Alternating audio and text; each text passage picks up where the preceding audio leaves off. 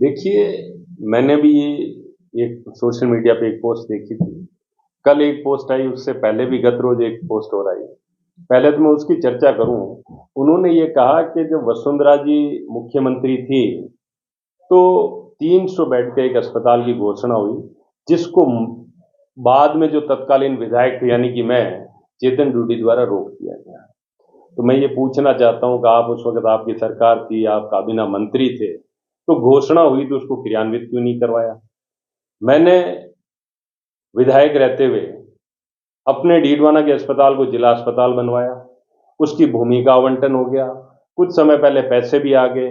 आज आप विधायक हैं, आपने उस काम को गति देने की बजाय रोकने का काम किया है।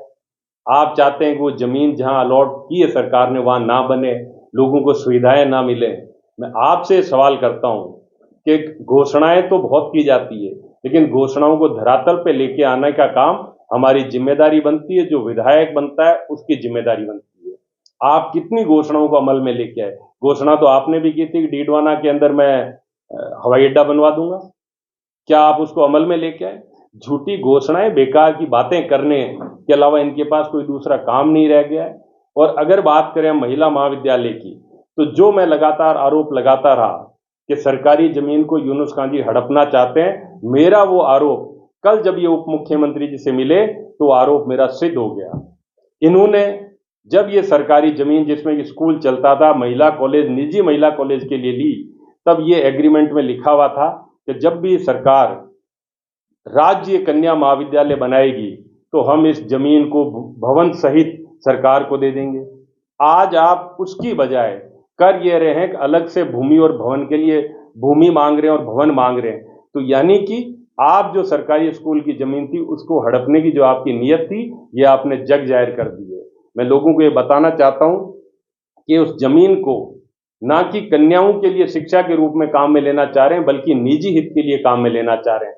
अन्यथा अगर इनकी नीयत ठीक हो तो मेरी जो बात लगातार मैं उठाता रहा उस पर कार्रवाई करें, और तुरंत प्रभाव से जो इनका एग्रीमेंट था, जो उनकी डीड थी, उसकी पालना करते हुए उस भूमि और भवन को सरकारी हित में कन्या महाविद्यालय के लिए दे दें और वहां कन्या महाविद्यालय चलना चाहिए।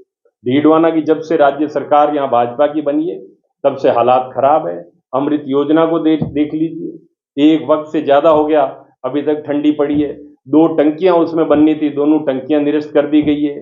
ठेकेदारों को यहाँ पैसा नहीं मिल रहा है।